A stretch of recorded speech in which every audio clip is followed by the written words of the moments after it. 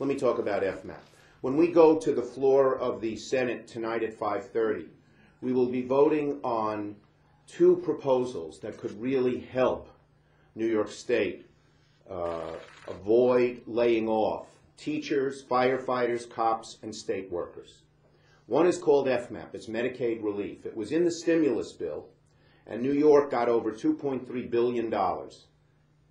The second is teacher relief. And the total cost of both of these, the total amount, rather, would be approximately $26 billion.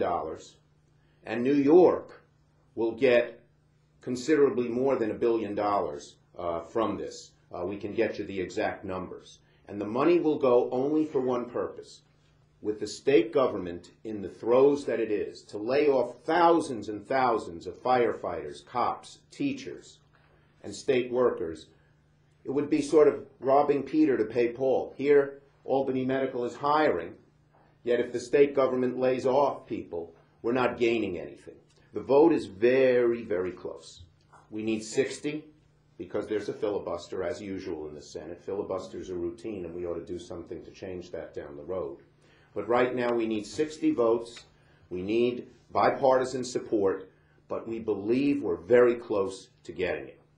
And so we will know by midnight tonight whether the kind of relief that New York State is so desperate for, this relief will not solve New York State's budget problems, but it will make it easier to help deal with the problems we face, and most importantly, prevent a lot of hardworking people. You know, to have our schools not have a science teacher, horrible. To have our firefight force so reduced that you're not exactly sure whether they can get there on time, awful.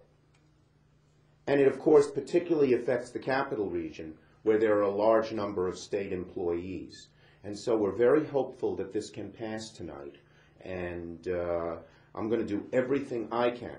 I've been working on it for the last 2 weeks, and I'm going to do everything I can to see that it's passed. New York State got more money out of the previous similar programs for both teachers and the Medicaid relief than any other state on a per capita basis. I helped write the law, and I crafted it that way because I wanted there to be a time when New York gets more back than we put in to Washington, and we're making progress. And the same thing will happen with this proposal, and so it's very important that it pass.